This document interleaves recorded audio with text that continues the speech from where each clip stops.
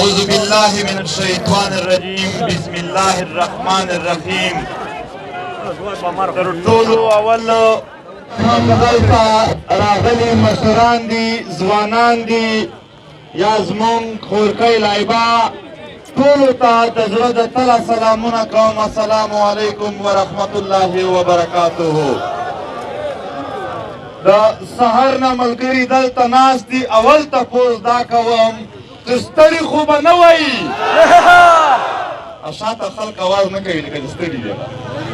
ستړي خو به نه وایي چمتو یایي تکړه یایي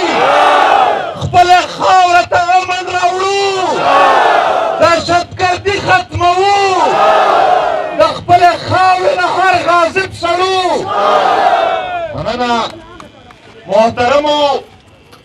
کوه دامان شاکره نواب کوټ کې نن د دې سیمې ولسونه راټول شوي دي دلته د پښتنو درنې قبیلې آبادې دي هغه په یوه مقصد راټول دي د خپلې خاورې امن او خوشحالي غواړي زه بیا یو ځل خپلې خبرې تکراروم زمونږ د امن زمونږ د وطن تر ټولو لوی مفاد دی امن زمونږ د وطن تر ټولو لویه ګټه ده امن زمونږ د وطن تر ټولو لوی هر څه مو د امن سره تړلی دي که امن وي زمونږ او ستاسو بچي به سکول ته تللی شي او میندې او پلارونه به ژاړي نه چې دوی به واپس راشي هم که نه به راشي که امن وي په جومات کې به خلک لمونځ په ارام کولی شي دواخان درته یاد کوي چې څنګه یې شهید کړل حاجي خیال اکبر یې په درادم خیل کې په ټارګېټ کلینګ کې شهید کو د وینستوني بوډا کورونه نن هم ړنګ پراته دي د درې د ملکانو په جرګه چې کله دماکه وشوه 450 کسان شهیدان شول د درې جماعت کې په چاودنه کې 104 کسان شهیدان شول دا شهیدان نه دي په دې پسې زمونږ د مندیو د خوندیو او زمونږ د سپینګیرو او د ماشومانو دومره اوښکې تویې شولې چې د دوی ژوند نه نور نه بیزاره شول تباه یې کړل دا وطن یې زړه او فریاد ته سیخ کو تاسو ته د یاد وي چې دلته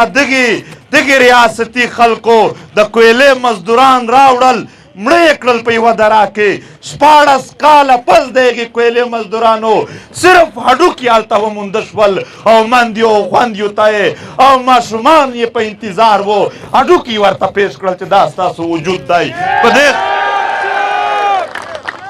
په دې خاوره باندې دلته په سلګونو خلک ورک دي هغه د کوه دامان په جنازه کې چې دماکه وشوله چې په سل نه باندې کسان شهیدان شول هغه د قاسم خیل دره ګرل سکول 18 ماشومان در یاد کوي چې وړوکي د ګل په شان وجودونه یې د بارود باندې سوي وو شهیدان پراته وو تاسو د شیراکو دره باندې هغه بمباري در یاده کوي چې 15 ماشومان پکې شهیدان شول ستا په جوماتونو ستا په جرګو ستا په مدرسو ستا په سکولونو او ستا په هر ځای کې په بازارونو کې دماکې وې او بمبارې وې ستا پکې وینې توی شوې ستا لوڅ دشمنه غوښه پراته وو دلته د ګل په شان ماشومان په وینو لمبېدلي وو او په هغو وینو باندې چا ډالر وګټل او په هغې وینو باندې خلکو ځانونه جوړول نو محترمو دلته تپوس دا کېږي یو منټ ورور دلته تپوس دا کېږي مونږ د ولسونو ته تاسو وینئ چې هره ورځ یوه نه یوه علاقه ته روان وو مونږه هره ورځ د پښتنو یو سیمه ته ورځو په تېر 3-4 میاشتو کې مونږ د پښتنو هره سیمه ته چې ورسېدلو نو تاسو ته یوه نتیجه راوړو ای پښتنو ستاسو مسایل د یو بل نه جدا نه دي خو تاسو سره جدا یئ ستاسو حالات د یو بل جدا نه دي تاسو سره جدا یئ تاسو بې اتفاقه یئ تاسو یې یو بل بدنام کړي یئ قبایلي سیمې په یو نامه باندې بدنام کړي دي متنې او بڑا بیره په بل نامه بدنام کړي دي لکه مروت نه واخله تر سوات هره علاقه یې د یو بل په نظر کې بدنامه کړې ده ځکه چې بیا به زمونږ د یو بل را نزدېوالی د یو بل اتفاق ممکن نه وي چې د یو بل په سترګو کې زمونږ د یو بل تحقیر موجود وي بدنامي موجوده وي دا بدنامي او دا تحقیر دا د زړونو نه وباسئ ځکه چې دا د لکي مروت مسایل دا د دره دمخیل مسایل دا د کوی دامان تر سواته پورې و تر کویټه چمن پره مونږ ګرځېدلي یو د ټول وطن یو شان مسایل دي دا ته به یو کېږو او په یو انداز به د دغه جواب ورکوو محترمو تاسو په پېښور کې اوسېږئ منصوبې روانې دي چې پېښور نور هم خوار شي چې پېښور نور هم په مخ نشي لاړ ځکه د پېښور ایخوا دیخوا چې څومره علاقې راتاو دي چې د هغې نه به پېښور یعنې وسیع کېده اکسټینډ کېده به هغه کې د غلو د نشو تماشې جوړې کړلې او دلته د علاقې بدنامې کړلې چې د پېښور ښار محدود شي بیا یې د پېښور ښار د نور محدود کولو دپاره بله منصوبه راوړه موږ د موټروې خلاف نه یو خو یوه موټروې یې د ډي ای خان نه اسلام آباد ته تېره کړله ډي ای خان بنو لکي مروت د وزیرستانونو خلک اوس چې دې خوا راځي روډونه خراب دي خو هغې خوا ته روډونه سم دي نو په اسانه تللی شي بله یې د سوات نه تر اسلام آباده پورې تېره کړه د اسلام آباد پورې هغه خلک اوس آسانې لارې دي ورته خو خپل پېښور ته یې ټولې لارې کندلې دي وایي مونږ روډ جوړوو مونږ ویل که رښتیا دوی روډ جوړوي دوی چې کله روډ وکنده مات یې که بیا ویل فنډ ختم شو نو فنډ خو په هغه ځای کې موټروې ته نه ختم کېده دلته څنګه ختم شو خو پېښور یې پېښور بایپاس شو په یو انداز یې محدود کو د ده نه تاو چې څومره سیمې دي هغه یې بدنامې کړلې چې په هغه کې څوک آبادي نه وکړي یو تعلیم یافته سړی هلته ژوند نه وغواړي او بیا یې بایپاس کو ایخوا دیخوا یې د پښتنو نه روډونه تیر کړل دا یو فطرت دی چې یو ډاکټر ستا نه 80 کیلومیټر لرې دی او یو 10 کیلومیټر لرې دی 10 کیلومیټره ته روډ نشته 80 کیلومیټره ته روډ شته نو مریض به ته چیرې وړې چیرې به په 10 کیلومیټره کې په پیدل او په کچا مزلونو کې وړې خو خلک به هغه ځای ته وړي چې چېرته پوخ ځای وي پوخ روډ وي داسې به د دغې وطن هغه بایپاس یو لګیا دی یو منصوبه انداز سره د پښتنو هغه مرکزي ښار هم په دې انداز بدلیږي بل خواته په تا باندې د بادامنې یو نوی جنګ نوی خو نشي ورته ویلی د هغې تیر جنګ یوه نوې څپه در باندې راولي په دې پېښور کې په یو ډېر حساس ځای کې په سل نه باندې پښتانه په پولیس لاین کې شهیدان کړل نتیجه یې څه وه آیا په دې ملک کې تاسو څه تحقیقات ولیدل یو عدالت مو ولیده یو پارلمان مو ولیدل چې په دوی خبره کړې وي نشته دی دلته د پولیس والا شهیدان کې یوه پې جنډې ولګوي او درې ګول ګول د ګلونو چې کوم غوي هغه پې کېدي بس خبره ختمه بس وینې توی شوې ارزانې وینې وې هېڅ تپوس یې نشته دی او دوی د دا انصاف خو نه وی ورکړی چې دوی دلته انصاف ورکړی وای خو چې کوم د پولیس والا د انصاف دپاره غږ پورته کړی و هغه پولیس والا لرې کړل او ختم یې کړل او ویې ویل چې زموږ په صفونو کې په کام وطن ننګ کوونکي خلک مه پرېږدئ ویې باسئ د دغې ادارې نه نو بس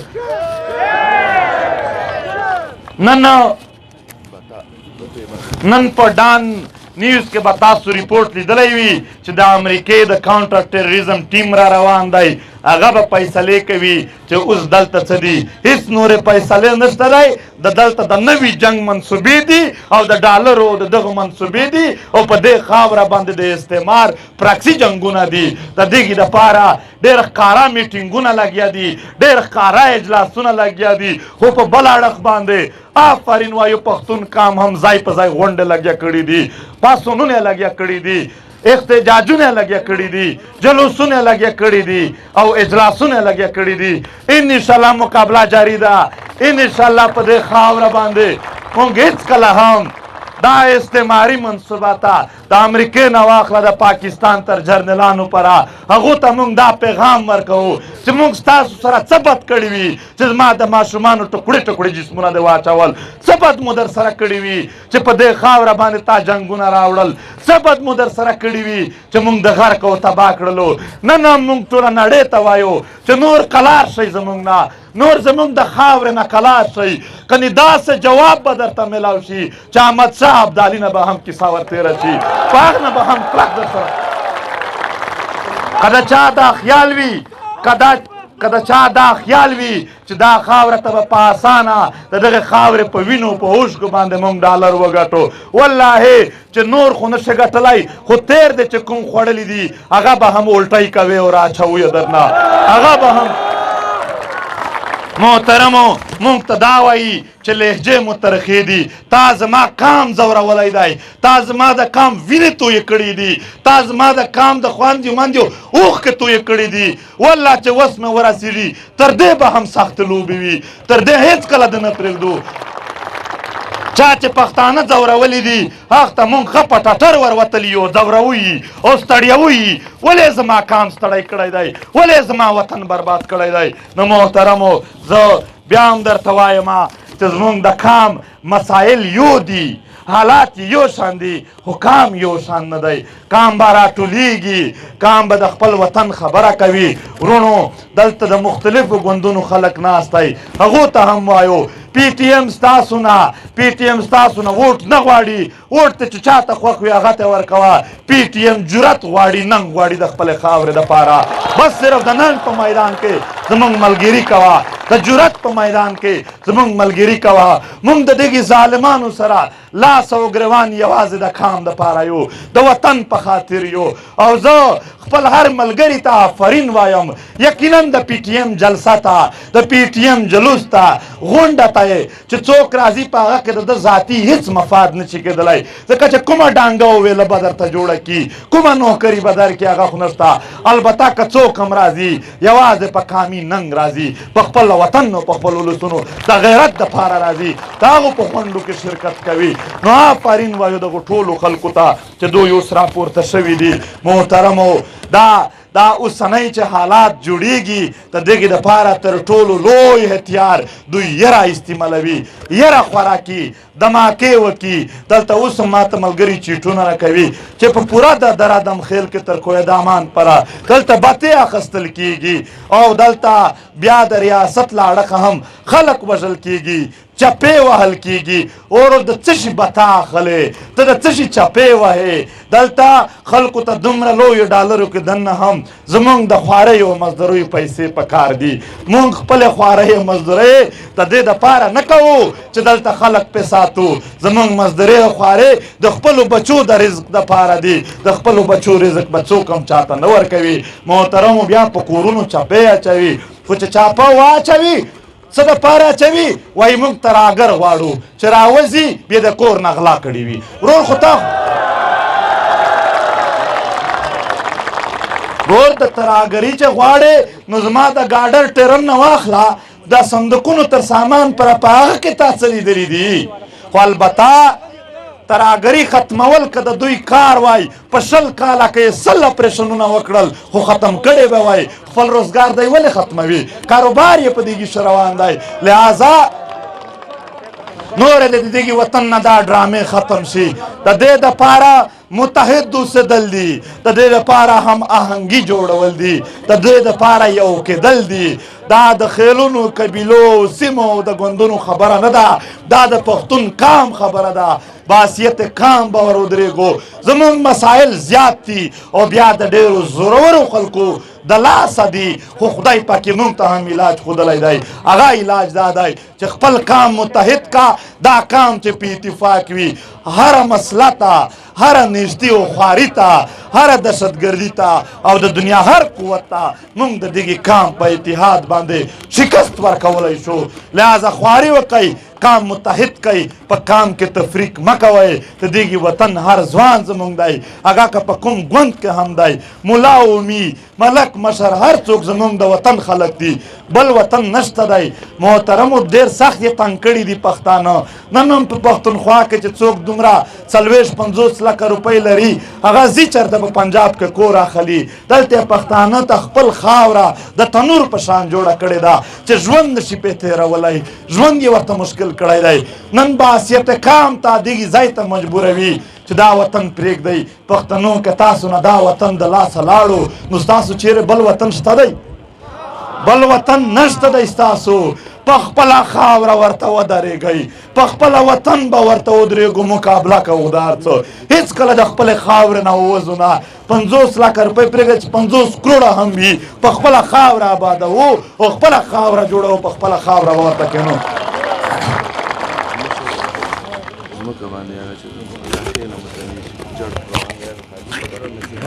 او بهرحال بیا هم دا وایو چې هېڅکله به هم